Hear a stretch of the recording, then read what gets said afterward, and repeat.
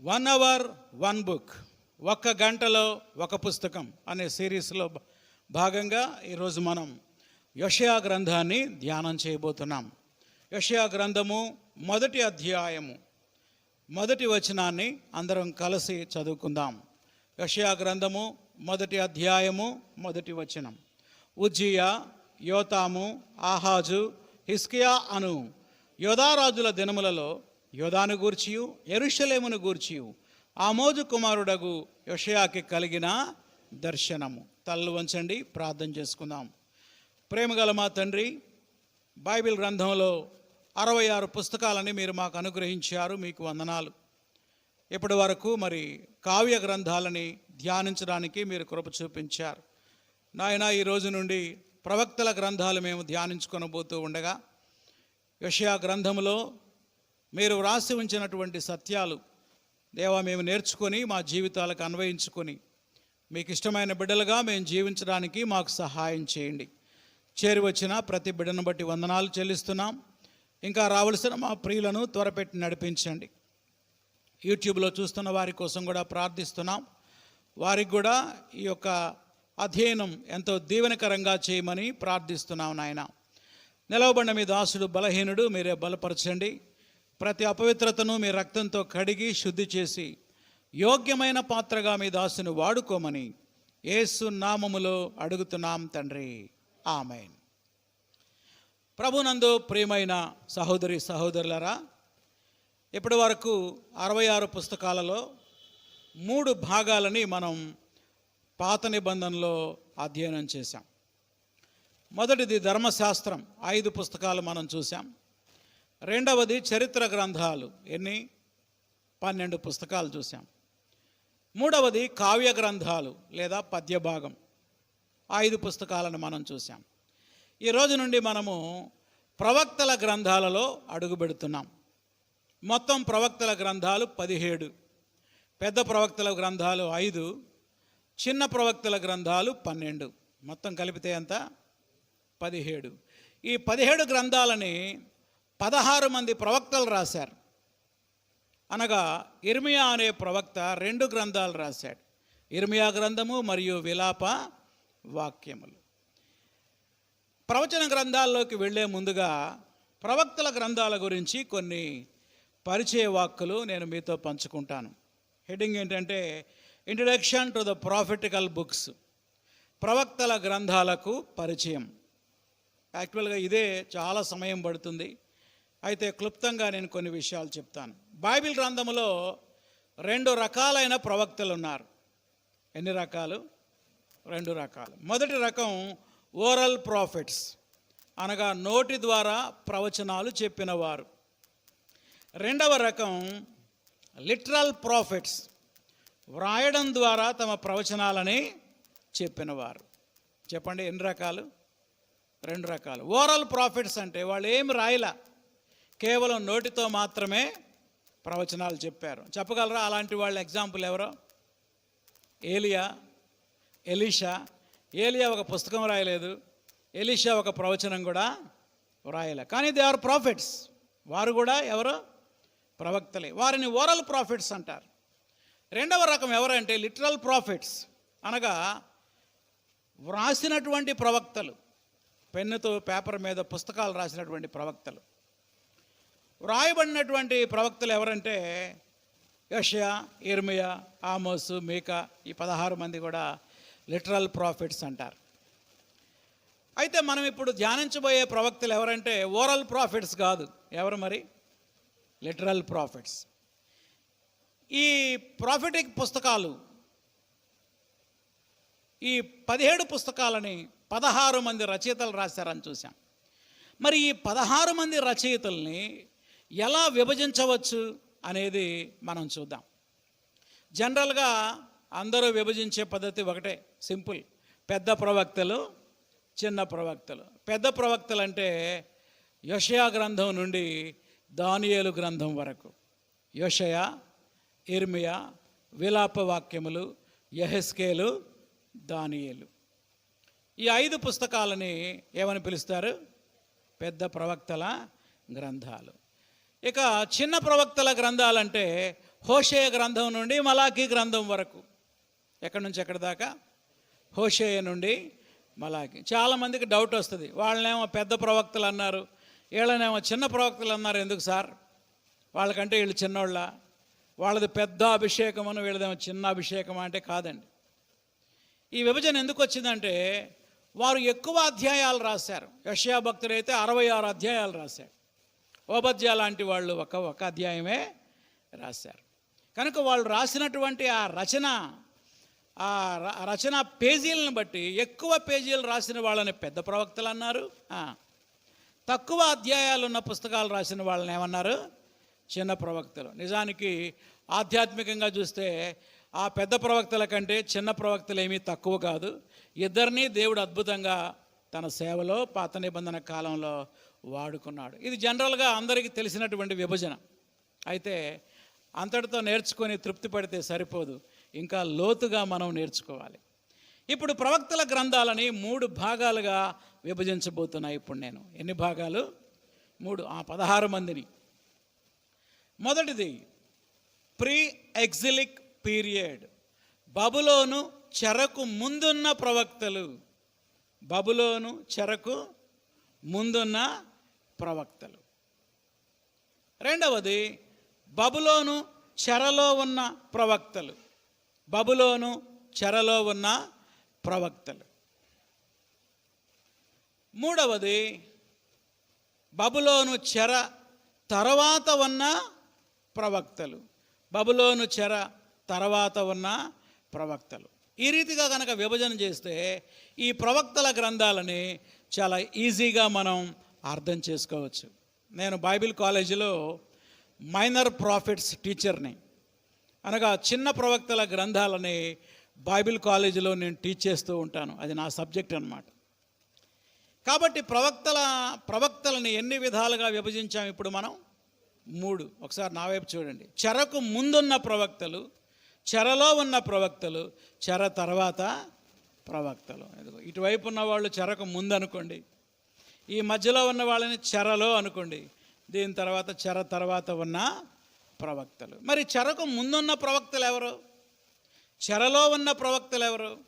బబులోను చెర తర్వాత ఉన్న ప్రవక్తలు ఎవరు? ఇప్పుడు వరుసగా చూద్దాం. చెరకు ముందున్న ప్రవక్తలు ఇజ్రాయెల్ దేశానికి, ఆ దేశం పేరు కూడా రాసుకోండి. ఏ దేశానికి ప్రవక్తలు వీళ్ళు? ఇజ్రాయెల్ దేశానికి ఆమోసు, హోషేయ, లేదా హోషేయ ఆమోసు, అట్లా రాసుకోండి. హోషేయ ఆమోసు, వీళ్ళిద్దరు ఫోకస్ ఎవరి మీద? ఇజ్రాయెల్ దేశం మీద. హోషేయ మరియు ఆమోసు. నెక్స్ట్ నెంబర్ 2 యూదా దేశానికి. ఏ దేశానికి ఈసారి? యూదా దేశానికి. పేర్లు చెప్తా వరుసగా రాసుకోండి. యోషయ, ఇర్మియా, యోవేలు, మీకా, హబక్కుకు, జఫన్యా. మళ్ళీ ఒకసారి చెప్తాను. యోషయ, ఇర్మియా, యోవేలు, మీకా, హబక్కుకు, ఇంకెవరు? జఫన్యా. ఈ యొక్క 6 ప్రవక్తలు ఏ దేశాన్ని ఉద్దేశించి ప్రవచనాలు చెప్పారు? యోదా దేశాన్ని ఉద్దేశించి. ఇక 3వదిగా ఎదోము దేశమునకు ప్రవక్తలు. ఎదోము దేశానికి. ఎదోము దేశం అంటే ఎవరి వారసులు? ఏశావు యొక్క సంతానం. ఎవరి సంతానం? ఏశావు సంతానం. ఎదోము దేశానికి ఒకే ఒక ప్రవక్త ఉన్నాడు. ఆ ప్రవక్త పేరు ఓబద్యా. ఏం పేరు ఆ ప్రవక్త పేరు? ఓబద్యా. ఈ ఓబద్యా ప్రవక్త ఎదోము దేశాన్ని గురించి ప్రవచించాడు. ఇక 4వదిగా అష్షూరు దేశానికి ప్రవక్తలు. అష్షూరు అంటే నీనెవే పట్టణం. అష్షూరు రాజధాని పేరేంటి? నీనెవే. అష్షూరీయులకు 2 ప్రవక్తలు ప్రవచనాలు చెప్పారు. వాళ్ళు ఎవరంటే యోనా, నహూము. ఎవరు వాళ్ళు? యోనా, నహూము. కాబట్టి వీళ్ళందరూ బబులోను చెరకు ముందున్న ప్రవక్తలు. మళ్ళీ ఒకసారి చెప్తా. ఇజ్రాయెల్ దేశానికి హోషేయ, ఆమోసు. యూదా దేశానికి యోషయ, ఇర్మియా, యోవేలు, మీకా, హబక్కుకు, జఫన్యా. ఎదోమీయులకు ఓబద్యా. అష్షూరీయులకు యోనా, నహూము. వీళ్ళంతా ఎవరు? బబులోను చెరకు ముందున్న ప్రవక్తలు. ఇప్పుడు రెండవ భాగం ఏంటంటే చెరలో ఉన్న ప్రవక్తలు. యూదులు 70 సంవత్సరాల పాటు బబులోను చెరలో ఉంటే ప్రభువారిని విడిచిపెట్టలేదండి. అప్పుడు కూడా ఆ 70 సంవత్సరాల కాలంలో వారికి తన వాక్యాన్ని అందించడానికి, ప్రవచనాలు చెప్పడానికి 2 ప్రవక్తలను లేపాడు. వాళ్ళ పేర్లు ఎవరికంటే దానియేలు, యెహెజ్కేలు. దానియేలేమో రాజుల మధ్యలో పరిచర్య చేశాడు, యెహెజ్కేలేమో సామాన్యమైన ప్రజల మధ్యలో పరిచర్య చేశాడు. కాబట్టి చెరలో ఉన్న ప్రవక్తలు ఎవరు? దానియేలు, యెహెజ్కేలు. ఇంకా చెప్పండి, ఇంకెవరు మిగిలిపోయారు? చెర తరువాత ప్రవక్తలు. యూదులు జెరుబ్బాబెలు కాలంలో, కోరెషు కాలంలో చెర నుండి మరలా యెరూషలేముకు వచ్చిన తర్వాత దేవుడు వారిని హెచ్చరించడానికి, ప్రోత్సహించడానికి 3 ప్రవక్తలను లేపాడు. ఎవరా ప్రవక్తలు అంటే హగ్గయి, జకర్యా, మలాకి. ఎవరు? హగ్గయి, జకర్యా, మలాకి. ఇప్పుడు మీరు ఏం చేయాలంటే ఏ ప్రవచన పుస్తకం చదివినా ఒక ప్రశ్న వేసుకోవాలి. ఈయన చెరకు ముందున్న ప్రవక్త, చెరలో ఉన్న ప్రవక్త, లేదా చెర తర్వాత ప్రవక్త?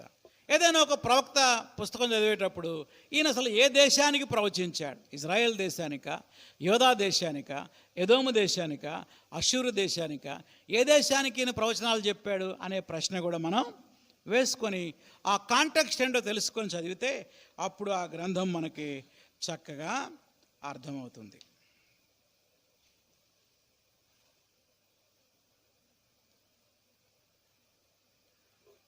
ఆశ్చర్యపోయే విషయం ఏంటంటే బైబిల్ గ్రంథంలో ప్రవక్తలు మాత్రమే కాదు, ప్రవక్తిలు కూడా ఉన్నారు. చెప్పగలరా ఎవరైనా? సేవకురాలు చెప్పకూడదు, ఎవరైనా చెప్పచ్చు.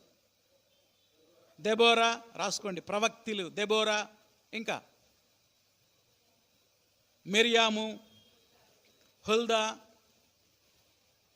ఇలాంటి వాళ్ళు పాత నిబంధనలో ప్రవక్తిలుగా మనం వారిని చూడవచ్చు.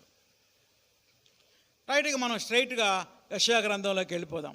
ఇది ప్రవక్తల గ్రంథాల గురించిన క్లుప్తమైనటువంటి ఇంట్రడక్షన్. ఇప్పుడు ద బుక్ ఆఫ్ ఐజయా, యెషయా అనేటువంటి హెడ్డింగ్ పెట్టుకోండి. యెషయా గ్రంథం. యెషయా గ్రంథాన్ని యెషయా అనే ప్రవక్త రాశాడు. ఆయన పేరుకు అర్థం ఏంటంటే యెహోవాయే రక్షణ అని అర్థం. ఏంటి ఆయన పేరుకి అర్థం ఏంటి? యెహోవాయే రక్షణ. వ్రాయబడిన కాలం. మరి ఈ పుస్తకాన్ని ఎప్పుడు రాశారు? క్రీస్తు పూర్వం 742 నుండి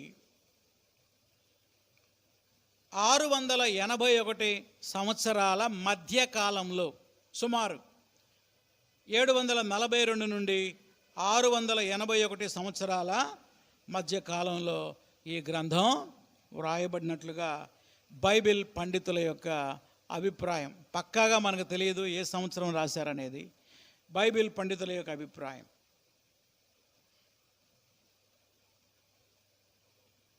తరువాత యెషయా గ్రంథాన్ని ఒక చిన్న మినీ బైబిల్గా వర్ణిస్తూ ఉంటారు బైబిల్ పండితులు.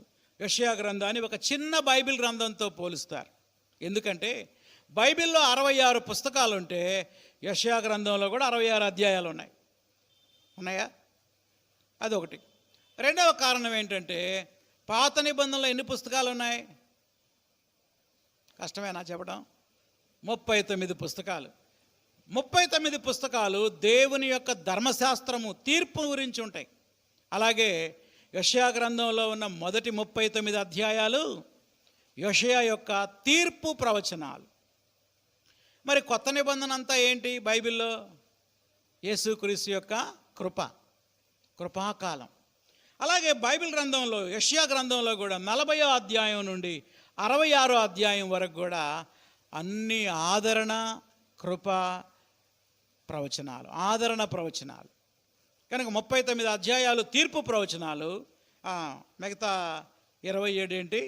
ఆదరణ ప్రవచనాలు. అందుకే ఈ గ్రంథాన్ని చిన్న మినీ బైబిల్తో బైబిల్ పండితులు పోలుస్తారు.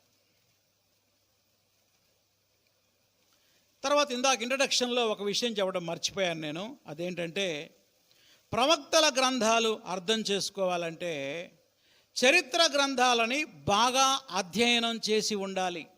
ఈ మాట రాసుకోవాలా. ప్రవక్తల గ్రంథాలు అర్థం చేసుకోవాలి అంటే ఏం తెలిసి ఉండాలి? బాగా మనకి చరిత్ర గ్రంథాలు బాగా తెలిసి ఉండాలి. చరిత్ర గ్రంథాలు అంటే ఎక్కడి నుంచి ఎక్కడి దాకా? యెహోషువ నుండి ఎస్తేరు వరకు. ఎక్కడి నుంచి ఎక్కడి దాకా? యెహోషువ నుండి ఎస్తేరు వరకు ఉన్న చరిత్ర గ్రంథాలు మనం బాగా అర్థం చేసుకుంటే అప్పుడు ఈజీగా మనము ఈ ప్రవచన గ్రంథాలను కూడా మనం చక్కగా అర్థం చేసుకోగలం. ఎందుకని? ప్రతి ప్రవక్త ఎక్కడ ప్రవచించాడు? ఇజ్రాయేలు దేశంలో ఉన్నటువంటి ప్రజలకు ప్రవచించాడు, రాజులకు ప్రవచించాడు. కనుక ఆ దేశ పరిస్థితులు, అక్కడ ఉన్నటువంటి పరిస్థితులు అన్నీ మనం అర్థం చేసుకుంటే అప్పుడు ఈ ప్రవచన గ్రంథాలను ఈజీగా మనం అర్థం చేసుకోవచ్చు. ఎగ్జాంపుల్ చూద్దాం. చూడండి, ఒకటి చూడండి ఏముందో. యెషయా గ్రంథం ఎప్పుడు రాయబడిందంట? యెషయా గ్రంథం 1వ అధ్యాయం 1వ వచనం. ఉజ్జియా, యోతాము, ఆహాజు, హిజ్కియా అను యోధారాజుల దినములలో యోధా దేశాన్ని గురించి, యెరూషలేం పట్టణం గురించి ఆమోజు కుమారుడైన యెషయా కలిగిన దర్శనం. ఇప్పుడు చెప్పండి, యెషయా గ్రంథం చదవాలంటే ముందు చదవకూడదు. యెషయా గ్రంథం ముందు 4 రాజుల యొక్క చరిత్ర మనం చదవాలి. చెప్పండి, ఎవరా 4? ఉజ్జియా, యోతాము, ఆహాజు, హిజ్కియా. మరి 4 రాజుల చరిత్ర ఎక్కడుంది? ఎక్కడుందో చెప్తా, నోట్ చేసుకోండి. మొట్టమొదటి రాజు పేరు ఏం పేరు? ఉజ్జియా. ఉజ్జియాకి ఇంకొక పేరు ఉందండి, దాని పేరు అజర్యా. బ్రాకెట్లో రాసుకోండి. ఉజ్జియాకి ఇంకో పేరు ఏం పేరు? అజర్యా. ఎక్కడుందంటే 2వ రాజుల గ్రంథం 15వ అధ్యాయం 1 నుండి 8 వచనాల్లో ఉజ్జియా రాజు గురించి ఉంది. అయితే అక్కడ ఉజ్జియా అనే పేరు ఉండదు, అజర్యా అనే పేరు ఉంటుంది. మళ్ళీ చెప్పనా? 2వ రాజుల గ్రంథం 15వ అధ్యాయం 1 నుంచి 8 వరకు. మరియు 2వ దినవృత్తాంతాల గ్రంథం 26వ అధ్యాయం మొత్తం. 2వ దినవృత్తాంతాల గ్రంథం ఎన్నో అధ్యాయం? 26. దీంతో ఉజ్జియా చరిత్రని అయిపోయింది. ఇక 2వ రాజు పేరు ఏం పేరు చెప్పండి? యోతాము.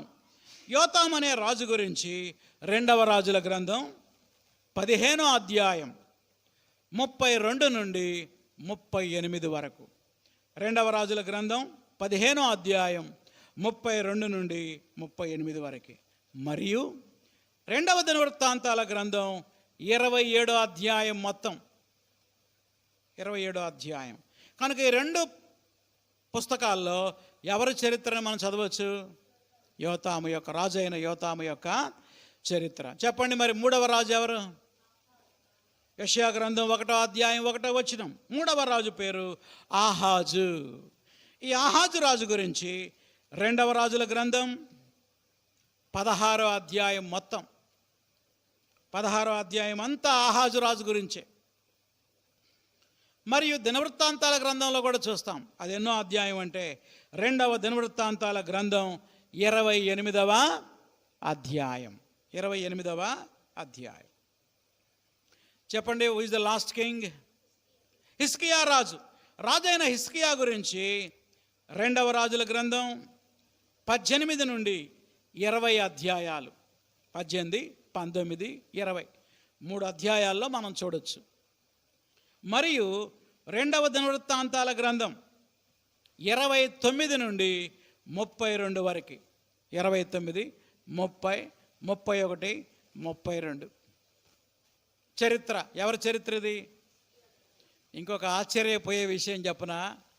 హిజ్కియా రాజు గురించి రాజుల గ్రంథము, దినవృత్తాంతాల గ్రంథంలో మాత్రమే కాదు, యెషయా గ్రంథంలో కూడా చరిత్ర ఉన్నది. నిజానికి యెషయా గ్రంథంలో అన్నీ ఏముండాలి? ప్రవచనాలు ఉండాలి. ఈ ప్రవచనాలకి మధ్యలో బ్రేక్ అని ఒక బ్రేక్ ఇచ్చాడు అనమాట ఆయన. చూడండి, ఆ బ్రేక్ ఎక్కడో చూద్దాం. యెషయా గ్రంథం 35వ అధ్యాయం చూడండి, ఆ ప్రింటింగ్ స్టైల్ ఎలా ఉన్నదో. 35వ అధ్యాయం తీసారా? బైబిల్ ఓపెన్ చేస్తే ఆ ప్రింటింగ్ స్టైల్లో మార్పు ఉంటుంది. పొయిట్రీ లాగా ఉంటుంది అది. ఇప్పుడు రాసుకోండి, 36 నుండి హిజ్కియా చరిత్ర గద్య భాగం 36 నుండి 39 వరకు, అనగా 36, 37, 38, 39 4 అధ్యాయాలు అచ్చంగా గద్య భాగానికి కేటాయించాడు. ఎవరు? ప్రవక్త అయిన యోషయా. ఇప్పుడు చెప్పండి, హిజ్కియా రాజు గురించి ఎన్ని పుస్తకాల్లో ఉంది? 3 గ్రంథాల్లో ఉంది. రాజుల గ్రంథంలో ఉంది, దినవృత్తాంతాల్లో ఉంది, చివరికి యోషయా కూడా తన ప్రవచన గ్రంథాలలో ఒక 4 అధ్యాయాలు అచ్చంగా హిజ్కియా రాజు చరిత్రను చెప్పడానికి హిస్టారికల్ పీరియడ్ని వ్రాసి ఉంచాడనమాట. కనుక ఎప్పుడైనా యోషయా గ్రంథం చదవాలంటే డైరెక్ట్గా యోషయా గ్రంథం చదవకూడదు. ముందు 4 రాజుల చరిత్ర చదవాలి. ఆ రాజులు ఎలా పరిపాలించారు, ఆ రాజులకి దేవునికి సంబంధ బాంధవ్యాలు ఎలా ఉన్నాయి, ఆ కాలంలో ఉన్న ప్రజలు యెహోవా దేవుణ్ణి పూజించారా, లేకపోతే ఆయన్ని విసర్జించి మరి విగ్రహారాధన చేశారా, వాళ్ళ ప్రవర్తన ఎలా ఉంది, సొసైటీ ఎలా ఉంది, దేవునికి వారికి మధ్య ఉన్న సంబంధ బాంధవ్యాలు ఎలా ఉన్నాయి, ఇవన్నీ మనం అధ్యయనం చేస్తూ చదివితే అప్పుడు ప్రవక్త ఎలా ప్రవచించాడో ఆ ప్రవచనాల యొక్క అర్థాన్ని మనం ఈజీగా గ్రహించవచ్చు. కాబట్టి గమనించాల్సిన సత్యం ఏంటి? ప్రవక్తల గ్రంథాలు అర్థం చేసుకోవాలంటే ఏ గ్రంథాలు ముందుగా చదవాలి? చరిత్ర గ్రంథాలు చదవాలి. అందుకే బైబిల్లో చరిత్ర గ్రంథాలు ముందే పెట్టేశాడు లైన్లో కదా, అవి చదివిన తర్వాత ఈడకి రండి అని. రైట్. ఇప్పుడు యెషయా గ్రంథాన్ని 2 ప్రాముఖ్యమైన భాగాలుగా విభజించవచ్చు. ఎన్ని ప్రాముఖ్యమైన భాగాలు? 2. 1, తీర్పు ప్రవచనాలు, దేవుని తీర్పు ప్రవచనాలు, జడ్జిమెంట్ ఆఫ్ గాడ్. 1 నుండి 39 అధ్యాయాలు. 1 నుంచి ఎక్కడి దాకా? 39 అధ్యాయాలు. 2వ భాగం పేరు ఆదరణ ప్రవచనాలు, కంఫర్ట్ ఆఫ్ గాడ్. ఇందాకేమో జడ్జిమెంట్ ఆఫ్ గాడ్, ఇప్పుడేమో కంఫర్ట్ ఆఫ్ గాడ్, దేవుని ఆదరణ ప్రవచనాలు. ఎక్కడి నుంచి ఎక్కడి దాకా అంటే 40 నుండి 66 అధ్యాయాలు. 40 నుండి ఎక్కడి దాకా? 66. ఇది మెయిన్ డివిజన్ అండి. 39 వరకేమో దేవుని యొక్క తీర్పు, 40 నుండి 66 వరకు దేవుని యొక్క ఆదరణ. ఇక మనం సబ్ పాయింట్స్ ఏంటో చూద్దాం. మళ్ళీ హెడింగ్ పెట్టుకోండి. మొదటి భాగం పేరేంటి? దేవుని తీర్పు ప్రవచనాలు. ఎన్ని అధ్యాయాలు? 39 అధ్యాయాలు. ఈ 39 అధ్యాయాలని 4 భాగాలుగా విభజించవచ్చు. A, B, C, D అని రాసుకోండి. ఏ, యూదా యెరూషలేముపై తీర్పు. యూదా అనేదేమో దేశం, యెరూషలేము అనేదేమో పట్టణం. అర్థమైందా? యూదా యెరూషలేముపై దేవుని యొక్క తీర్పు. 1 నుండి 12 అధ్యాయాలు. ఎక్కడి నుంచి ఎక్కడి దాకా? 1 నుంచి 12 అధ్యాయాలు. నెక్స్ట్ బి, యూదా శత్రు దేశాలపై తీర్పు. యూదా చుట్టూ దేశాలే. అవన్నీ ఏ దేశాలు? శత్రు దేశాలు. అషూరు, బబులోను, ఫిలిస్తీ, ఐగుప్తు, ఎదోము, తూరు, ఇవన్నీ దేశాల మీద తీర్పు ప్రకటించాడు దేవుడు. అది 13వ అధ్యాయం నుండి 27వ అధ్యాయం వరకు. 13 నుంచి ఎక్కడి దాకా? 27. ఇకపోతే సి, దేవుని హెచ్చరికలు డాష్ వాగ్దానాలు. ఈ భాగంలో దేవుడు హెచ్చరించాడు కొంతమందిని, మరియు కొందరికి వాగ్దానం కూడా చేశాడు. దేవుని హెచ్చరికలు మరియు వాగ్దానాలు 28 నుండి 35 వరకు. 28 నుండి ఎక్కడి దాకా? 35. చివరిగా 4వ భాగం పేరు హిజ్కియా చరిత్ర. ఇది ప్రవచనం కాదు, ఇదేంటి? చరిత్ర. హిజ్కియా చరిత్ర 36 నుండి 39 అధ్యాయాలు. 36 నుండి ఎక్కడి దాకా? 39. మళ్ళీ ఒకసారి చెప్తాను చూడండి. దేవుని తీర్పు ప్రవచనాలు మొదటి 39 అధ్యాయాలు. ఏ, యూదా యెరూషలేముపై దేవుని తీర్పు 1 నుంచి 12 అధ్యాయాలు. బి, యూదా శత్రుదేశాలపై దేవుని తీర్పు 13 నుండి 27 అధ్యాయాలు. సి, వివిధ రకాల హెచ్చరికలు, దేవుని వాగ్దానాలు 28 నుండి 35 అధ్యాయాలు. డి హిజ్కియా రాజు యొక్క చరిత్ర 36 అధ్యాయం మొదలుకొని 39వ అధ్యాయం వరకు. ఓకే, నెక్స్ట్ రెండవ భాగం ఏంటి చెప్పండి? దేవుని ఆదరణ ప్రవచనాలు 40వ అధ్యాయం నుండి 66 వరకు. 40 నుండి ఎక్కడి దాకా? 66 వరకు. ఈ భాగాన్ని మరి 3 భాగాలుగా విభజించవచ్చు. నంబర్ 1, యెహోవాయే నిజమైన దేవుడు. యెహోవాయే నిజమైన దేవుడు. బ్రాకెట్లో అన్య దేవతల కంటే యెహోవాయే నిజమైన దేవుడు. 40 నుండి 48 అధ్యాయాలు. 40 నుండి ఎక్కడి దాకా? 48 అధ్యాయాలు. ఆ అధ్యాయాల్లో యెహోవాయే జీవము గల దేవుడని యెషయా ప్రవచిస్తాడు. దానికి కారణం ఏంటంటే ప్రజలు జీవము గల దేవుడిని విడిచిపెట్టి అన్య దేవతల్ని ఆరాధిస్తున్నారు. ఎవరు? దేవుని ప్రజలే, యోధావారే. ఉన్నత స్థలాల మీద బల్లర్పించటం, రకరకాల దేవతల్ని దేవుళ్ళని ఆశ్రయిస్తూ ఉంటే యెషయా ఈ ప్రవచనాలు చెప్పాడు. అబద్ధ దేవతలను ఆరాధించబాకండి, యెహోవాయే జీవము గల దేవుడని 40 నుండి 48 అధ్యాయాల్లో మరి ఆయన ప్రవచనాలు చెప్పాడు. నెక్స్ట్ బి, మెస్సియా ప్రవచనాలు. ప్రభు అయిన యేసుక్రీస్తు గురించి ముందుగానే 700 సంవత్సరాల క్రితమే మెస్సియా గురించి ప్రవచనాలు చెప్పాడు. దేవునికి స్తోత్రం. ఎవరు పుట్టకముందు? యేసయ్య పుట్టకముందే. 49వ అధ్యాయం నుండి 57వ అధ్యాయం వరకు. 49 నుండి ఎక్కడి దాకా? 57 వరకు. యెషయా భక్తుడు ప్రభు అయిన యేసుక్రీస్తు గురించి, మెస్సియా గురించి 4 పాటలు రాశాడు. వాటిని 4 సర్వెంట్ సాంగ్స్ అంటారు. హెడ్డింగ్ పెట్టుకోండి, 4 సర్వెంట్ సాంగ్స్. సేవకుని పాటలు. సేవకుడు అంటే ఎవరంటే రానై ఉన్న మెస్సియా. 4 సేవకుని పాటలు. మొదటి పాట 42వ అధ్యాయం 1 నుండి 7 వరకు. 42వ అధ్యాయం 1 నుంచి 7 వరకు. అది ఫస్ట్ సర్వెంట్ సాంగ్. నెక్స్ట్ రెండవ పాట 49వ అధ్యాయం నుండి 49వ అధ్యాయం 1 నుండి 6 వచనాలు. 49వ అధ్యాయం 1 నుంచి 6 వచనం. ఇది రెండవ సేవకుని పాట.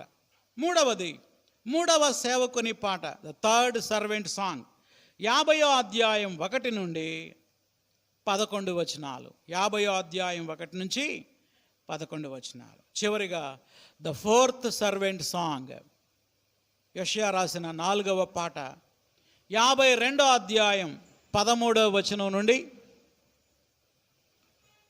53వ అధ్యాయం 12వ వచనం వరకు.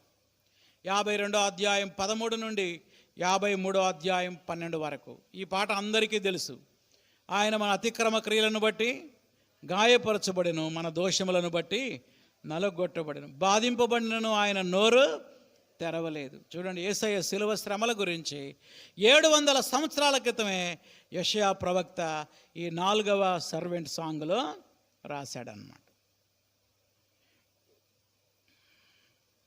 ప్రభు అయిన యేసుక్రీస్తు గురించి ఈ మొదటి భాగంలో మాత్రమే కాదు యెషయా రాసింది, ఈ రెండవ భాగంలో మాత్రమే కాదు, మొదటి భాగంలో కూడా రాశాడు.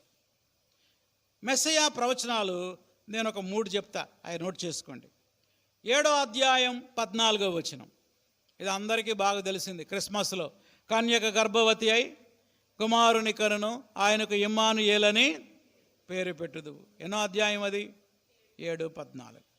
రెండవ రెఫరెన్స్ 9:6, ఏలయనగా మనకు శిశువు పుట్టెను, ఆశ్చర్యకరుడు, ఆలోచనకర్త, నిత్యుడగు తండ్రి, సమాధానకర్తయగు అధిపతి అని పేరు పెట్టబడను. 11వ అధ్యాయం 1వ వచనం, యోషయి మొద్దు నుండి చిగురు పుట్టును. చూసారా, మెస్సియా ప్రవచనాలు యెషయా భక్తుడు ప్రవచించినంతగా బైబిల్ గ్రంథంలో ఏ ప్రవక్త కూడా ప్రవచించలేదండి. ఎవరి గురించి? రానయ్యున్న యేసుక్రీస్తు గురించి. ఇక చివరిగా 3వ భాగం, యూదా ప్రజలను తిరిగి సమకూర్చుట. యూదా ప్రజలను తిరిగి సమకూర్చడం. అంటే బబులోను వెళ్ళిన తర్వాత దేవుడు అక్కడే ఉంచాడా, మళ్ళీ తీసుకొచ్చాడా? 70 ఏళ్ల తర్వాత మళ్ళీ చెర నుండి విడిపించాడు. 58వ అధ్యాయం నుండి 66వ అధ్యాయం వరకు, 58 నుంచి ఎక్కడి దాకా? 66 వరకు. ఈ భాగంలో యెషయా అద్భుతమైన పాటలు రాశాడు. కొన్ని రాసుకోండి. యెషయా గ్రంథంలో పాటలు, యెషయా గ్రంథంలో పాటలు, కొన్ని పాటలు ఉంటాయి, చాలా ఎక్సలెంట్గా ఉంటాయి ఆ పాటలు. మొత్తం 4 పాటలు చెప్తా. మొదటి పాట ద్రాక్ష తోట పాట. ఈ యెషయా గ్రంథం మొత్తం మీద ఆయన కొన్ని పాటలు రాశాడు. ఎవరు? యెషయా. మొదటి పాట ఏంటి? ఈ పాట చాలా బాగుంటుంది. ఇది ఆవేదనతో కూడిన పాట. 5వ అధ్యాయం. నేను ద్రాక్షకాయలు కావాలని నేను పోతే అవి కారు ద్రాక్షలు కాసెను అని వేదనతో చెప్తాడు. 2వ పాట విమోచింపబడిన వారి పాట, the song of redeemed people. విమోచింపబడిన వారి పాట. బబులోను నుంచి విమోచింపబడిన తర్వాత వారు పాడే పాట. 12వ అధ్యాయం. 12వ అధ్యాయం. ఇక 3వ పాట పుష్పించిన ఎడారి పాట, బ్లాసమింగ్ డెజర్ట్. అసలు ఎడారి అంటేనే అసలు పువ్వులు కాయలు చెట్లు ఉంటాయా? ఎక్కడుంటే ఏం ఉండవు, అంతా ఇసుకే. పుష్పించిన ఎడారి పాట 35వ అధ్యాయం. 35వ అధ్యాయంలో ఎడారిలో నదులు ప్రవహిస్తూ ఉంటాయి, సెలయేర్లు ప్రవహిస్తూ ఉంటాయి. చివరిగా 4వ పాట ఆదరించబడిన భార్య పాట. ఆదరించబడిన భార్య పాట. ఈ భార్య ఎవరో కాదు, ఇశ్రాయేలే. 54వ అధ్యాయం రిస్టోర్డ్ వైఫ్.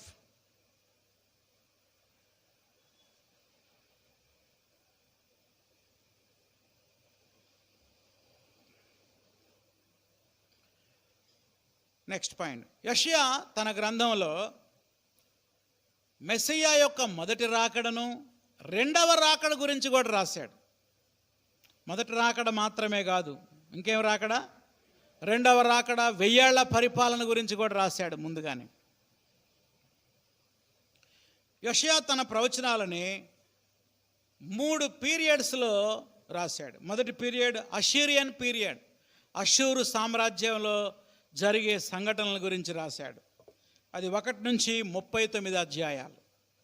2వది బాబిలోనియన్ పీరియడ్, బబులోను సామ్రాజ్యం ఉన్నత స్థితిలో ఉన్న కాలంలో కొన్ని ప్రవచనాలు రాశాడు.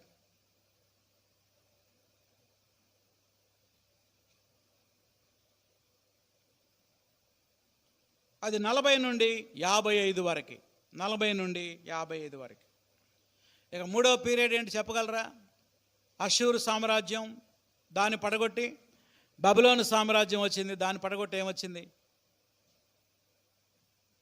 కష్టమేనా చెప్పటం? మాదీయ పారసీక సామ్రాజ్యం. చెప్పలేదా మీకు ఈ పేరు? మాదీయ పారసీక సామ్రాజ్యం. పర్షియన్ పీరియడ్లో కొన్ని ప్రవచనాలు రాశాడు. 56వ అధ్యాయం నుండి 66వ అధ్యాయం వరకు. 56 నుండి ఎక్కడి దాకా? 60. ఇంతకు ఆయన జీవించింది ఎప్పుడు?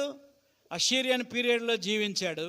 జరగబోయే బబులోనియన్ పీరియడ్ గురించి, రాబోయే పర్షియన్ పీరియడ్ గురించి ముందుగానే పరిశుద్ధాత్మ ప్రేరేపణతో రాసిన గొప్ప ప్రవక్త యెషయా.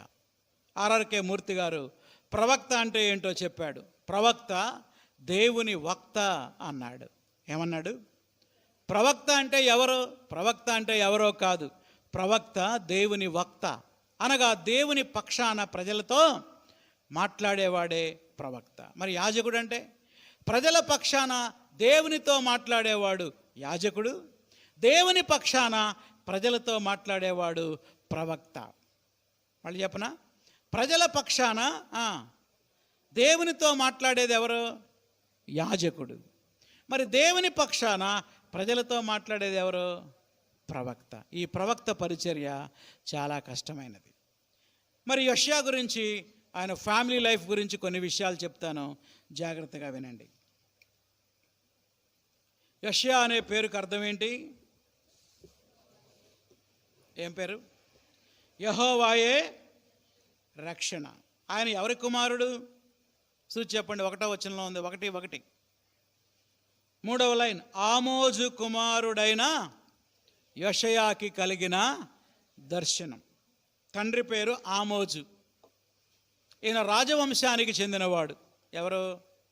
యెషయా. అందుకని ఎక్కువ రాజుల మధ్యలో ఎక్కువ పరిచర్య చేశాడు. ఆయన భార్య పేరు బైబిల్లో రాయబడలేదు, కానీ ఆమె కూడా ప్రవక్తి అని రాయబడింది. చూడండి 8వ అధ్యాయంలోకి రండి. యెషయా గ్రంథం 8వ అధ్యాయం 3వ వచనం. నేను ప్రవక్త యొద్దకు పోతిని, ఆమె గర్భవతి అయి కుమారుని కనగా. కనుక యెషయా భార్య పేరేంటో మనకు తెలియదు, కానీ ఆమె కూడా ఒక ప్రవక్తే. దెబోరాలాగా, మిరియాములాగా ఆమె కూడా ఒక ప్రవక్తి. చాలామంది అనుకుంటారు పాస్టర్ గారిని చేసుకుంటే పాస్టరం అయిపోయింది అనుకుంటారు. ప్రవక్తను చేసుకుంటే ప్రవక్త అయిపోయిందేమో అని అనుకోవద్దు. ఆమె కూడా ప్రత్యేకంగా దేవుని ప్రజలకు ఏం చేసింది? ప్రవచనాలు చెప్పింది. వాళ్ళకి 2 కుమారులు. ఎంతమంది పిల్లలు పుట్టారు? 2 కుమారులు. పెద్ద కొడుకు పేరు 7:3 ఉంది చూడండి. 7వ అధ్యాయం 3వ వచనం. బైబిల్ తీసి కొడుకు పేరు చదివి అండర్లైన్ చేసుకోవాలి. అప్పుడు యెహోవా యెషయాతో ఇలాగూ సెలవిచ్చెను, ఆహాజును ఎదుర్కొనుటకు నీవును, బైబిల్ చూస్తున్నారా? 7:3, నీ కుమారుడైన షెయర్యాషూబు. అందరు చెప్పండి ఒకసారి, పలకండి ఈ మాట. షెయర్యాషూబు, ఇది పెద్ద కుమారుడి పేరు. ఈ పేరుకు అర్థం ఏంటంటే శేషము తిరుగును అని అర్థం. ఏంటంట? శేషము ఏమైద్ది? తిరుగుతుంది, అనగా దేవుని వైపు తిరుగుతుంది. శేషం ఎటు తిరుగుద్ది? చెప్పండి. దేవుని వైపు తిరుగుతుంది. శేషము దేవుని వైపు తిరుగుతుంది. 10వ అధ్యాయం 21వ వచనం చూడండి. 10:21 చదవండి ఎవరైనా.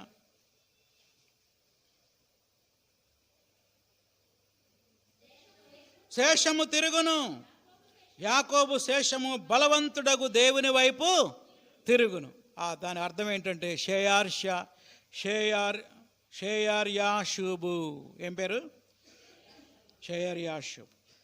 ఇక 2వ కొడుకు పేరు ఇంకా కష్టం. బైబిల్లో అతి పొడవైన పేరు.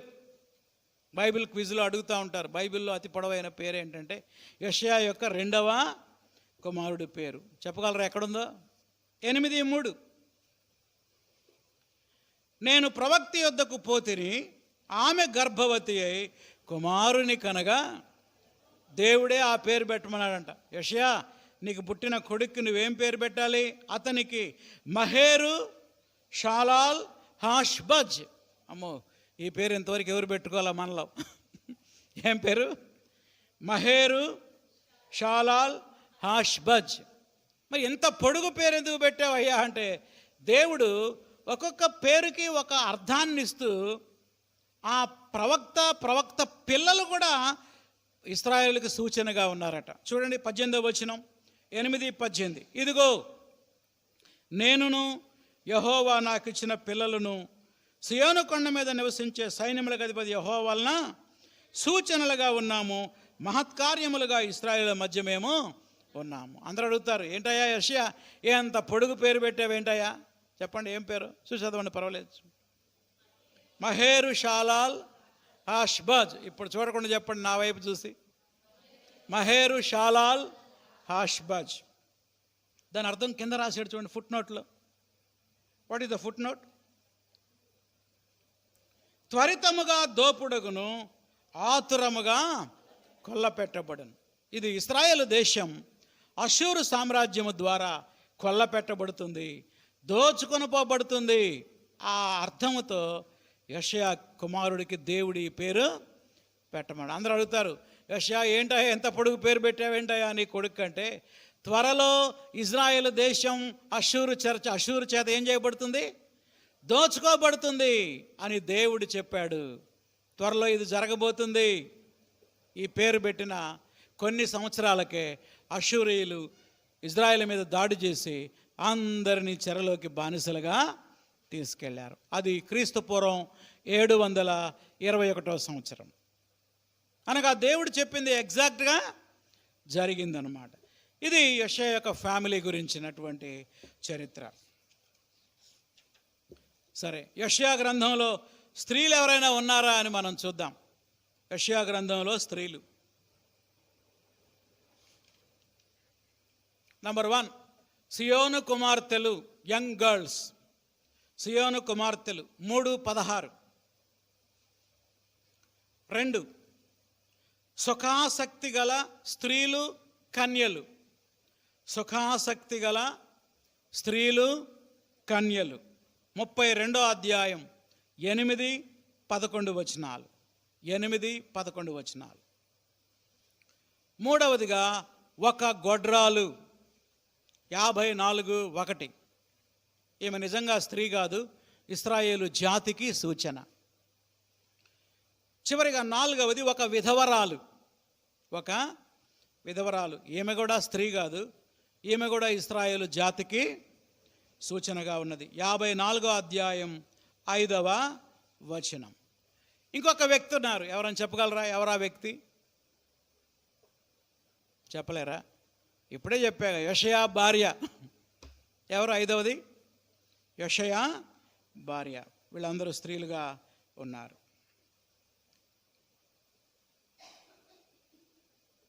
ఇప్పుడు మనం ఈ 66 అధ్యాయాల్లో ప్రాముఖ్యమైన వచనాలని మనం ధ్యానం చేద్దాం.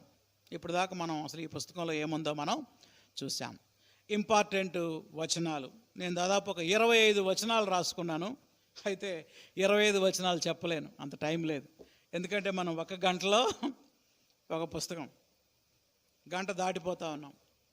సమయం ఎంతవరకు ఉంటే అన్ని వచనాలు చెప్పడానికి నేను ప్రయత్నం చేస్తాను. ఓకే, స్టార్ట్ చేద్దామా? మొట్టమొదటిది 1వ అధ్యాయం 18వ వచనం. యెషయా గ్రంథం 1వ అధ్యాయం 18వ వచనం చదవండి ఎవరైనా. యెహోవా ఈ మాట సెలవిచ్చుచున్నాడు, రండి మనము వివాదము తీర్చుకొందుము. మీ పాపములు రక్తము వలె ఎర్రనివైనను అవి హిమము వలె తెల్లబడును, కెంపు వలె ఎర్రనివైనను అవి గొర్రెబొచ్చు వలె తెల్లనివగును. ప్రియులరా, మొదటి అధ్యాయంలోనే యెషయా భక్తుడు చక్కటి సువార్తను అందిస్తూ ఉన్నాడు. యెషయాని పాత నిబంధన సువార్తికుడు అంటారు. కొత్త నిబంధనలో మత్తయి, మార్కు, లూకా, యోహాను ఎలా సువార్తికులుగా ఉన్నారో, పాత నిబంధన సువార్తికుడు ఎవరంటే యెషయా అంటారు. ఎందుకని? దేవుని నుండి తొలగిపోయినటువంటి ప్రజలకి ఒక పిలుపునిస్తున్నాడు. ఏమన్నాడు చూడండి, రండి మనము వివాదము తీర్చుకుందాం. దేవునికి ఇశ్రాయేలు ప్రజలకి మధ్య ఒక వివాదం ఉందంట. ఏమిటి ఆ వివాదం? చూడండి ఒకసారి. 1-2. దేవుడు ఆకాశంతో మాట్లాడుతున్నాడు. ఆకాశమా ఆలకించుము, భూమి చెవియొగ్గుము, నేను పిల్లలను పెంచి గొప్పవారినిగా చేసితిని, అయితే వారు నా మీద తిరగబడ్డారు. చూడండి దేవుడు ఎంత వేదనతో ఈ మాట చెప్తున్నాడు. అండర్లైన్ చేసుకోండి. నేను పిల్లల్ని పెంచి పెద్దవారిగా చేశాను, వారు నా మీద తిరగబడ్డారు. రేపు నీ పిల్లలు నీ మీద తిరగబడితే నువ్వు ఎలా ఫీల్ అవుతావు? గుండె పగిలిపోయిద్ది మనకు కదా. చిన్నప్పటి నుంచి అల్లారముద్దగా పెంచుకున్నటువంటి పిల్లలు, భుజాల మీద మోసుకున్నటువంటి పిల్లలు ఎదురు తిరిగి దాడి చేస్తే మన మీద ఎంత వేదన. దేవుడు కూడా అదే వేదన అనుభవిస్తున్నాడు. ఒక వేదనాకరమైన మాట అంటున్నాడు. 3వ వచనం. ఎద్దు తన కామందు నెరుగును, గాడిద సొంత వాని దొడ్డి తెలుసుకొనును, కానీ ఇశ్రాయేలుకి తెలివి లేదు. ఎద్దుల బండి మీద ధాన్యం వేసుకొని చాలా దూరం తీసుకెళ్ళి అమ్ముతాడు రైతు. అమ్మి వచ్చేటప్పుడు రాత్రి 10 అయింది, చీకటి అవుతుంది. ఎద్దుల బండి ఎక్కుతాడు, ఎక్కి బండి మీద పడుకొని నిద్రపోతాడు ఆయన. ఆ ఎద్దులు ఎంత తెలివి గలవంటే, ఏ రూట్లో అయితే అవి వెళ్ళాయో అదే రూట్లో రాత్రిపూట 2 గంటలకు వచ్చి అక్కడ ఆగుతాయి అన్నమాట. అప్పుడు ఎడ్ల బండి నడిపేవాడు లేచి చూడగానే తన ఇల్లు వచ్చి ఉంటుంది అన్నమాట. ఆశ్చర్యపోతే ఎలా తెలుసు వీటికి నేను కొత్త రూట్లో తీసుకెళ్ళానే వీటిని. అందుకనే దేవుడు రాస్తున్నాడు, ఎద్దు తన కామందును ఎరుగును, గాడిద ఎంత దూరం తిరిగినా సాయంత్రానికి సొంత వాడి దొడ్డికి వస్తుంది, కానీ నా ప్రజలకి తెలివి లేదు, తెలివి లేదు. ఎలా ఉంది వాళ్ళ పరిస్థితి? 6వ వచనం, అరికాలను మొదలుకొని తల వరకు స్వస్థత కొంచెమైనా లేదు. ఎక్కడ చూసినా గాయాలు, దెబ్బలు, పచ్చిపుండ్లు. అవి పిండబడలేదు, కట్టబడలేదు, తైలముతో మెత్తన చేయబడలేదు. తిరుగుబాటు, ఎవరిష్టానుసారంగా వారు జీవిస్తున్నారు. ఆదివారం నుండి శుక్రవారం వరకు ఇష్టానుసారంగా పాపాలు చేస్తూ, శనివారం మాత్రం యెహోవా దేవా నీకు స్తోత్రం అని పాటలు పాడుకుంటూ దేవుని మందిరానికి వస్తున్నారంట. 6 రోజులేమో పాపం, 7వ రోజు ఆరాధన. చూడండి 12వ వచనం, దేవుడు అంటున్నాడు, నా సన్నిధిని కనబడవలనని మీరు వచ్చుచున్నారే, నా ఆవరణాలు తొక్కడానికి మిమ్మల్ని రమ్మని వాడేవాడు. ఎవరు రమ్మనని మిమ్మల్ని నా దగ్గరికి? Get out from my house, నా దేవాలయం నుంచి వెళ్ళిపోండి మీరు అంటున్నాడు దేవుడు. ఎవరికి కావాలి మీ నైవేద్యాలు? ఎవరికి కావాలి మీ యొక్క, చూడండి 13వ వచనం, మీ నైవేద్యం వ్యర్థం, అది నాకు. వినండి ప్రియులారా, దేవునికి మన హృదయాన్ని సమర్పించకుండా, నా వైపు చూడండి, ఎన్ని కానుకలు ఇచ్చినా అవి దేవునికి ఇష్టమైనవి కావు. అవి దేవునికి ఏంటి? అసహ్యమైనవి. ఈ రాత్రి ఈ వాక్యం వింటున్న ప్రియమైన సోదరి సోదరులారా, మీలో ఇంకా ఎవరైనా మారు మనసు పొందకపోతే, మీ హృదయాన్ని దేవునికి సమర్పించుకోకపోతే రండి, దేవుడు పిలుస్తున్నాడు. మనం వివాదం తీర్చుకుందాము. మీ పాపములు రక్తము వలె ఎర్రనివైనను, హిమము వలె తెల్లని. కూడా మంచు ఎలా ఉంటుంది? తెల్లగా ఉంటుంది. నీ హృదయాన్ని దేవుడు కడిగి వేస్తాడు. యేసు రక్తములో నీ పాపాన్ని కడిగి వేస్తాడు. దేవుడు పశ్చాత్తాపానికి పిలుపునిస్తూ ఉన్నాడు. ఇది మొదటి పాఠం. మన పాప క్షమాపణ కొరకు మనం ప్రభు దగ్గరికి రావాలి. మన పాపాలు దేవుని దగ్గర ఒప్పుకోవాలి. 1 యోహాను 1:7 ఉంది, యేసు రక్తము ప్రతి పాపము నుండి మనల్ని పవిత్రులనుగా చేయును. మరొక వచనాన్ని మనం చూద్దాం. 3వ అధ్యాయం 16వ వచనం. ఈ వచనం ఈజీగా గుర్తుపెట్టుకోవచ్చు. యోహాను 3:16 లాగా యెషయా 3:16. యెషయా కాలంలో యోధా దేశంలో ఉన్నటువంటి యవనస్తులైన అమ్మాయిలు, వాళ్ళ ప్రవర్తన, వాళ్ళ జీవితం ఎలా ఉందో చదవండి ఎవరైనా. 3:16, మరియు యెహోవా సెలవిచ్చినదేమనగా, అదిగో ఎవరండి వీళ్ళు? సియోను కుమార్తెలు. అంటే దేవుని నమ్మిన బిడ్డలా? అన్ని జనులా? నమ్మిన బిడ్డలే. చర్చికి వచ్చేవాళ్ళ, రానివాళ్ళ?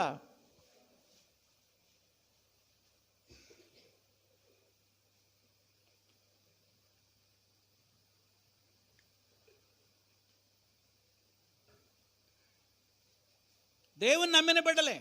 సియోను కుమార్తెలు, పెన్నుతో అండర్లైన్ చేసుకోండి. వాళ్ళ ప్రవర్తన ఎలా ఉందో, వాళ్ళ జీవితం ఎలా ఉందో దేవుడు హెచ్చరిస్తున్నాడు. సియోను కుమార్తెలు నంబర్ 1, అది అక్కడ 1 వేసుకోండి. గర్విష్ఠురాండ్రై, మెడచాచి నడుచుచ్చు, వారచూపులు చూచుచ్చు, కులుకుతూ నడుస్తూ తమ కాళ్ళ గజ్జలను మోగిస్తున్నారు. They want to attract the boys. ఈ అమ్మాయిలు అబ్బాయిల్ని ఆకర్షించడానికి ప్రయత్నం చేస్తున్నారు. ప్రయత్నంలో భాగంగా తల వంచుకున్న నడుట్ల మెడ చాచి నడుస్తున్నారు. అబ్బాయిల వైపు ఏం చూపు చూస్తున్నారు? వార చూపులు చూస్తున్నారు. నడకలో కులుకుందంట. కాళ్ళ గజ్జల్ని గలగల మోగిస్తూ ఉన్నారు. పాపం వెంట పరిగెత్తుతూ ఉన్నారు. అయితే దేవుడు వారి మీదకి భయంకరమైన శిక్ష తీసుకురాబోతున్నాడు. చూడండి 16లో వాళ్ళ పాపం ఉంది, 17లో దేవుని శిక్ష. కాబట్టి ప్రభు సియోను కుమార్తెల నడినెత్తిని బోడిగుండు చేస్తాడంట దేవుడు. యెహోవా వారి మానాన్ని బయలుపరుస్తాడు.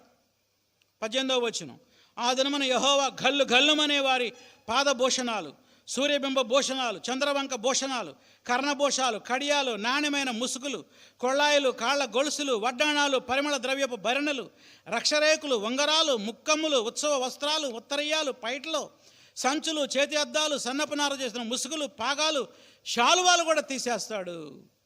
పరిమళ ద్రవ్యానికి ప్రతిగా మురుగుడు, నడికట్టుకు ప్రతిగా తాడు, అలిన జడకు ప్రతిగా బోడిగుండు, ప్రశస్తమైన వస్త్రానికి ప్రతిగా గోనెపట్ట, అందానికి ప్రతిగా వాత ఉండును. భయంకరమైనటువంటి శిక్ష ఈ యొక్క యవనస్తులైన అమ్మాయిల మీదకి రాబోతా ఉంది. ఎందుకంటే వాళ్ళకి దేవుని భయం లేదు. దేవుని భయం లేదు. లోకానుసారంగా వారు జీవిస్తున్నారు. మేము యెహోవా దేవుని బిడ్డలం అని చెప్తారు, కానీ దేవునికి తగినట్టుగా వారు ప్రవర్తించరు. ప్రియమైన దేవుని బిడ్డలారా, పురుషులైనా స్త్రీలైనా అబ్బాయిలైనా అమ్మాయిలైనా ఇతరులను ఆకర్షించడానికి ఎన్నడూ మనం వస్త్రధారణ చేయకూడదు. మన అలంకరణ యొక్క ఉద్దేశం ఇతరులను ఆకర్షించడమై ఉండకూడదు. ఈ విషయంలో మనం చాలా జాగ్రత్తగా ఉండాలి. దేవుని బిడ్డలమైన మనం ఎంత సింపుల్గా ఉంటే అంత మంచిది. నెక్స్ట్ మరొక వచనాన్ని మనం చూద్దాం. యెషయా యొక్క పిలుపు. దేవుడు 6వ అధ్యాయంలో యెషయాని తన సేవ నిమిత్తం పిలుస్తూ ఉన్నాడు. ఆయన ఒకరోజు దేవాలయంలోకి వెళ్ళాడు. దేవాలయంలో పరవశుడైపోయాడు. దేవుని యొక్క దర్శనాన్ని చూశాడు. చూడండి 2వ వచనం, 1వ వచనం. రాజైన ఉజ్జియా మృతి పొందిన సంవత్సరమున అత్యున్నతమైన సింహాసనమందు ప్రభువు ఆసీనుడై ఉండగా నేను చూచితిని. నేను కళ్ళారా చూశా ప్రభువుని. పెద్ద సింహాసనం ఉన్నది. ఆ సింహాసనం మీద ఎవరు కూర్చున్నారు? అక్కడ ప్రభు కూర్చున్నాడు. ఎలా ఉంది ఆయన? 2వ వచనం. ఆయనకు పైగా శరాపులు ఉన్నారు, అంటే దేవదూతలు. ఒక్కొక్కరికి 6 రెక్కలున్నాయి. ప్రతి దేవదూత 2 రెక్కలతో ముఖాన్ని కప్పుకుంటున్నారు, 2 రెక్కలతో కాళ్ళు కప్పుకుంటున్నారు, 2 రెక్కలతో ఎగురుతున్నారు. ఏమైనా ఆరాధిస్తున్నారు దేవుణ్ణి. 3వ వచనం.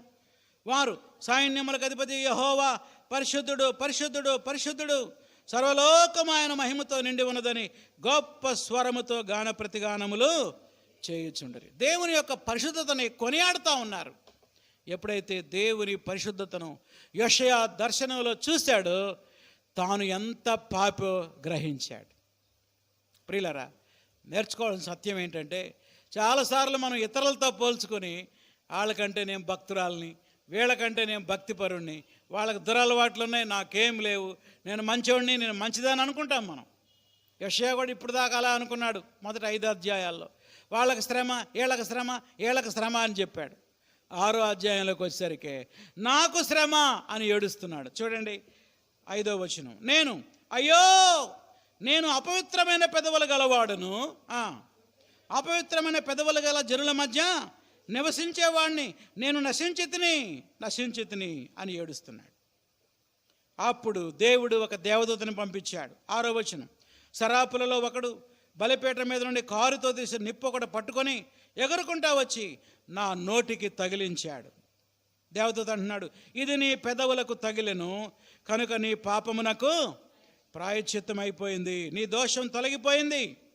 అప్పుడు దేవుడు పిలుస్తున్నాడు, నేను ఎవని పంపెదను, మా నిమిత్తము ఎవడు పోవునని ప్రభువు సెలవీయగా వింటిని. దేవుడు అంటున్నాడు, ఇశ్రాయేలు ప్రజలకి, యోధా ప్రజలకి ప్రవచనాలు చెప్పడానికి ఎవరు వెళ్తారు, నా పక్షాన్ని ఎవరు వెళ్తారని అడుగుతుంటే వెంటనే యెషయా రెస్పాండ్ అయ్యాడు. ఏమన్నాడు చూడండి. యెషయా 8వ వచనం లాస్ట్ లైన్. అంతటా నేను చిత్తగించుము, నేనున్నాను, నన్ను పంపు. ఏమన్నాడు? నేనున్నాను, నన్ను పంపు. దేవుని యొక్క పిలుపుకి ఆయన లోబడ్డాడు, ఆయన సమర్పించుకున్నాడు దేవునికి. 1996వ సంవత్సరంలో ఇదే అధ్యాయం ద్వారా దేవుడు నన్ను సంపూర్ణ సేవకు పిలిచాడు. అప్పుడు నేను ఇంగ్లీష్ లిటరేచర్ BA చదువుతున్నా తెనాలి అంబేద్కర్ కాలేజీలో. అందరూ అడుగుతూ ఉండేవారు, రాము నువ్వు ఏమవుతావు అని. నేను ఇంగ్లీష్ ప్రొఫెసర్ని అవుతా అని చెప్పేవాడిని, ఇంగ్లీష్ లెక్చరర్ని అవుతా అనేవాడిని. బాగా పట్టుదల ఉండేది, బాగా చదువుకోవాలి, మంచి లెక్చరర్ని అవ్వాలి, మంచి ప్రొఫెసర్ని అవ్వాలని. యెషయా గ్రంథం 6వ అధ్యాయం క్వైట్ టైం చేసుకుంటా ఉన్నా పరిశుద్ధాత్మ దేవుడు నాతో మాట్లాడుతున్నాడు. నేను ఎవరిని పంపేదను, నా నిమిత్తం ఎవరు పోవును. ఆంధ్రప్రదేశ్లో సంఘాలు ఎన్నో పాడైపోతూ ఉన్నాయి. సువార్త లేని సంఘాలు చాలా ఉన్నాయి, సరైన వాక్యం లేని సంఘాలు ఎన్నో ఉన్నాయి. దేవుని సంఘాలు పాడైపోతున్నాయి. ఈ సంఘాలను బాగు చేయడానికి నేను ఎవరిని పంపేదను అని దేవుడు మాట్లాడుతూ ఉంటే ప్రభువు నాతో మాట్లాడినట్టుగా నేను ఫీల్ అయ్యాను. వెంటనే యెషయా ఏమన్నాడు? నేనున్నాను, నన్ను పంపు. దేవుడు నాతో అన్నాడు, నువ్వు అంటావా ఆ మాట, నువ్వు వస్తావా? నేను రాను ప్రభా, నేను పెద్ద లెక్చరర్ని అవ్వాలి, ప్రొఫెసర్ని అవ్వాలి ప్రభా అని చెప్పాను. యెషయా సమర్పించుకున్న స్పీడ్గా నన్ను నేను సమర్పించుకోలేకపోయా దేవునికి. ఆ తర్వాత రోజు నుంచి మళ్ళీ ప్రతిరోజు దేవుని వాక్యం ద్వారా పిలుస్తూనే ఉన్నాడు. చివరికి 10 రోజుల తర్వాత ఎస్ ప్రభువా, నా ఊహలు నా ఆలోచనలు అన్నీ పక్కన పెట్టి ఎస్ లార్డ్ ఐఎమ్ హియర్, నేను ఇక్కడ ఉన్నాను, సెండ్ మీ, నన్ను కూడా పంపు ప్రభు అని నన్ను నేను దేవునికి సంపూర్ణ సేవకునిగా 1996 సంవత్సరంలో డిగ్రీ సెకండ్ ఇయర్ చదువుతున్నప్పుడు నన్ను నేను సమర్పించుకున్నాను. ఆ తర్వాత 97 సంవత్సరంలో డిగ్రీ అయిపోయింది. అయిపోయిన తర్వాత లూథరన్ సంఘాలలో 5 సంవత్సరాలు పరిచర్య చేయడానికి ప్రభు అవకాశం ఇచ్చాడు. 97 నుంచి 2002 వరకు. 2002లో మరి తెలంగాణలో మంచిర్యాల, బెల్లంపల్లి అనే ప్రాంతానికి ఇండియా మిషన్ సంఘాలకి మిషనరీ పాస్టర్గా వెళ్ళాను మేము. అక్కడ 14 సంవత్సరాలు పరిచర్య చేసి 2016 సంవత్సరంలో మళ్ళీ బ్యాక్ టు ఆంధ్ర వచ్చి సువార్త దళం అనేటువంటి పరిచర్యలో జాయిన్ అవ్వడానికి దేవుడు కృప చూపించాడు. తెనాలి దగ్గర మోపర్ అనే చిన్న గ్రామంలో 8 సంవత్సరాలు సంఘ కాపరిగా పరిచర్య చేశాం. 2024 సంవత్సరం ఆగస్టు నెలలో ఈ ఉజిలీపేట ఎబినేజర్ ప్రార్థనా మందిరానికి ట్రాన్స్ఫర్ మీద వచ్చాం. ఈ రీతిగా 27 సంవత్సరాలుగా సంపూర్ణ సేవలో కొనసాగుతూ ఉన్నాం. ఎన్నో ఆటుపోట్లు, ఎన్నో కష్టాలు, ఇరుకులు, ఇబ్బందులు వచ్చాయి, కానీ ప్రభువు నన్ను పిలిచాడు. ఆ యొక్క పిలుపుకు లోబడి ఇంతకాలం దేవుని పరిచర్యలో కొనసాగుతూ ఉన్నాం. ప్రార్థన చేయండి మా కొరకు. మేము ఆ పిలుపుకు లోబడి మా జీవిత కాలమంతా దేవునికి సంపూర్ణంగా సమర్పించుకొని, ప్రతిదినము సమర్పించుకొని పరిచర్యలో ముందుకు వెళ్ళాలని. ప్రియమైన సోదరి సోదరులారా, దేవుడు నిన్ను కూడా పిలుస్తున్నాడు ఈ రాత్రి. నీవు కూడా దేవునికి సమర్పించుకుంటావా? నీవు దేవుని సేవ చేయాలంటే ముందు మన పవిత్రత అనేది కావాలి. కేకలేస్తున్నాడు, అయ్యో నేను అపవిత్రమైన పెదవులు గలవాడని, అపవిత్రమైన ప్రజల మధ్య నేను నివసిస్తూ ఉన్నా. పాపం మన హృదయంలో ఉంచుకొని, మన చేతుల్లో పాపం ఉంచుకొని, మన పెదాలలో పాపం ఉంచుకొని, మన చూపుల్లో పాపం ఉంచుకుంటే ప్రభు వాడుకుంటాడా? మనల్ని వాడుకోడండి. ప్రభు అందరినీ వాడుకోవాలనుకుంటున్నాడు. అయితే దేవుని పనిలో మనం వాడబడాలి అంటే ముందు కడగబడాలి.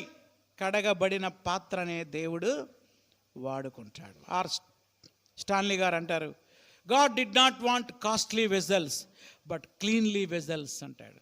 దేవునికి విలువైన పాత్రలు కాదు కావాల్సింది, కడగబడిన పాత్రలే ఆయన వాడుకుంటాడు. మన ఇంట్లో చాలా విలువైన పాత్రలు ఉన్నాయి. అన్నీ వాడుకుంటామా? కడిగిన తర్వాత వాడుకుంటామా? చెప్పండి. చాలామంది అక్కలు ఉన్నారు ఇక్కడ. కడిగిన తర్వాతే. కడగబడకపోతే అది బంగారు పాత్ర అయినా ఉపయోగించుకోవడానికి ఏమాత్రం అది పనికిరాదు. కాబట్టి నువ్వు బంగారు పాత్రవా, వెండి పాత్రవా, మట్టి పాత్రవా, ఇది ముఖ్యం కాదు. నువ్వు ఏ పాత్రవైనా దేవుడు నిన్ను వాడుకోవాలంటే ముందు ఏం చేయబడాలి? కడగబడాలి. కడగబడిన పాత్రను దేవుడు వాడుకుంటాడు. చివరిగా ఇంకొక వచనం చెప్పి నేను ముగిస్తాను. టైం అయిపోతూ ఉంది. ఇప్పుడు దాకా హెచ్చరికలు చూసాం.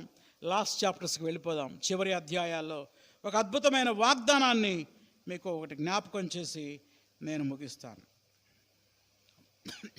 46వ అధ్యాయం 3-4 వచనాలు. 46వ అధ్యాయం 3-4 వచనాలు. ఇది ముసలి వాళ్ళకి గొప్ప వాగ్దానం, పెద్దవాళ్ళకి. ఇప్పుడు దాకా మనం యవనస్తుల గురించి, దేవుని సేవకుల గురించి ధ్యానం చేశాం కదా. ముసలితనంలోకి ప్రవేశించే వారికి గొప్ప వాగ్దానం. 46వ అధ్యాయం 3-4 వచనాలు. యాకోబు ఇంటి వారలారా, ఇజ్రాయేలు ఇంటి వారిలో శేషించిన వారలారా, గర్భమున పుట్టినది మొదలుకొని నా చేత భరింపబడిన వారలారా, తల్లి ఒడిలో కూర్చున్నది మొదలుకొని నేను చంకపెట్టుకున్న వారలారా, నా మాట ఆలకించుడి. ముదిమి వచ్చు వరకు నేను ఎత్తుకొని వాడను నేనే. అండర్లైన్ చేయండి ఆ మాట. ముదిమి వచ్చు వరకు ఎత్తుకొని వాడను నేనే. నీ తల వెంట్రుకలు నెరయ వరకు నేను ఎత్తుకొని వాడను నేనే. నేనే చేసి ఉన్నాను. చంక పెట్టుకుని వాడను నేనే. నిన్ను ఎత్తుకొనుచు రక్షించు వాడను నేనే. వృద్ధాప్యంలో ఉన్న తల్లిదండ్రులారా, వృద్ధాప్యంలోకి వచ్చిన తర్వాత పిల్లలు చూస్తారో లేదో అని భయపడాల్సిన పని లేదు. పిల్లలు చాలా దూరంలో ఉన్నారు, మాకేమైనా అయితే ఎలా అని భయపడాల్సిన పని లేదు. ముదిమి వచ్చు వరకు ఎత్తుకుని వాడను నేనే అని వాగ్దానం చేస్తూ ఉన్నాడు. దీని మీద ఒక అద్భుతమైన పాట వచ్చింది. నడిపించుచున్నాడు నజరేయుడు, నడక నేర్పుచున్నాడు నన్ను విడువని దేవుడు. గాఢాంధకారములైన కన్నీటిలో ఎలైనా, కష్టాల తీరములైనా, కఠినమైన మార్గములైనా నడిపించుచున్నాడు నజరేయుడు. ముదిమిలో బలముడిగి నిలువలేక తూలిపోగా, ముదిమిలో బలముడిగి నిలువలేక తూలిపోగా, చంకలో ఎత్తుకొని ముద్దులతో ముంచెత్తి ప్రేమ చూపినాడు, ప్రాణమిచ్చినాడు, ప్రాణమిచ్చినాడు, ప్రేమ చూపినాడు. ప్రాణమిచ్చే దేవుడు నా యేసయ్యా, యేసయ్యా, ప్రేమ చూపే దేవుడు నా యేసయ్యా, యేసయ్యా, నడిపించుచున్నాడు నజరేయుడు. ఎప్పుడు దాకా నడిపిస్తాడు? ముదిమి వచ్చు వరకు మనల్ని ఎత్తుకునేవాడు ఆయనే. భయపడాల్సిన పని లేదు. మన చేయి పట్టుకున్న దేవుడు ఆయన ఎన్నడూ విడవడు, ఎడబాయినటువంటి వాడు. ఆయన వైపు చూస్తూ ముందున్న భవిష్యత్తులో మనం ధైర్యంగా ముందుకు వెళ్ళాలి. ప్రార్థన చేసుకుందాం. తలలు వంచండి. ఈ వారమంతా యెషయా గ్రంథాన్ని ధ్యానం చేయండి. ప్రభు అనేక విషయాలు మీతో మాట్లాడతాడు. ప్రార్థన చేసుకుందాం. మీ పాపములు రక్తము వలె ఎర్రనివైనను, హిమము వలె తెల్లబొన్నని ప్రభు పిలుపునిస్తున్నాడు. పశ్చాత్తాపడదాం దేవుని దగ్గర. దేవునికి ఆయాసకరమైన పాపం ఏమైనా ఉన్నదా మన జీవితంలో? ఇప్పుడే ఒప్పుకుందాం దేవుని దగ్గర. 3వ అధ్యాయంలో 6వ అధ్యాయంలో యెషయా భక్తుడు నేను అపవిత్రమైన పెదవులు గలవాడినని తన పాపాన్ని ఒప్పుకుంటున్నాడు. ప్రియమైన సోదరి సోదరులారా, పాపాన్ని మనం కప్పుకుంటున్నామా, ఒప్పుకుంటున్నామా? కప్పుకుంటే మనకు శాపం, ఒప్పుకుంటే మనకి పాప క్షమాపణ, రక్షణ. ప్రార్థన చేసుకుందాం. ప్రభువా, నన్ను కూడా వాడుకో నాయన, కడగబడిన పాత్రగా నన్ను చేసుకో, నన్ను ఎవరు విడిచినాను విడవని దేవుడవు ప్రభువా అని ప్రార్థన చేసుకుందాం. ప్రేమగల మా తండ్రి, యెషయా గ్రంథాన్ని 1 గంటలో 1 పుస్తకం అనే సిరీస్లో భాగంగా ఈరోజు అధ్యయనం చేయడానికి మీరు కృప చూపించారు. ఎన్నెన్నో వాగ్దానాలు మీరు మా కొరకు దాచి ఉంచినందుకు వందనాలు తండ్రి. యెషయా ప్రవక్తని ఏర్పాటు చేసుకొని అనేక మందికి ఆశీర్వాదకరంగా ఆయన్ని వాడుకున్నావు. నీకు వందనాలు చెల్లిస్తున్నావు నాయన. అప్పుడు మాత్రమే కాదు, ఇప్పుడు కూడా భవిష్యత్తులో కూడా యెషయాని మీరు వాడుకుంటున్నారు. మీకు వందనాలు నాయన. మమ్మల్ని అందరినీ వాడుకునే దేవుడవు నీవే. కడగబడిన పాత్రలుగా మేము మారడానికి సహాయం చేయండి. ఈ రాత్రి మీ సన్నిధికి వచ్చిన ప్రతి బిడ్డని పేరు పేరున దీవించి ఆశీర్వదించండి. ఈ వారమంతా వాక్యాన్ని వింటున్న ప్రతి ఒక్కరూ యెషయా గ్రంథాన్ని లోతుగా ధ్యానించడానికి సహాయం చేయండి. వాక్యము ద్వారా ప్రతి ఒక్కరితో మాట్లాడి బలపరచమని వచ్చిన బిడ్డలందరినీ మీ చేతులకు అప్పచెప్పుకుంటూ నజరేయుడైన యేసు నామములో అడుగుతున్నాం తండ్రి, ఆమేన్. ప్రభు యేసు రక్తమే జయం, అపవాది క్రియలకు లయం. ప్రభు యేసు రక్తమే జయం, అపవాది క్రియలకు లయం. ప్రభు యేసు రక్తమునకు సంపూర్ణ విజయం, అపవాది క్రియలకు అనంత నాశనం. హల్లెలూయా, స్తుతి స్తోత్రం, ఆమేన్. మన తండ్రి అయిన దేవుని ప్రేమ, ప్రభు అయిన యేసుక్రీస్తు కృప, పరిశుద్ధాత్మని ఉన్న సహవాసము, కాపుదల ఇప్పుడు ఎల్లప్పుడూ సదాకాలం మనకు తోడై ఉండును గాక. ఆమేన్. అందరికీ వందనాలు. God bless you. Thank you.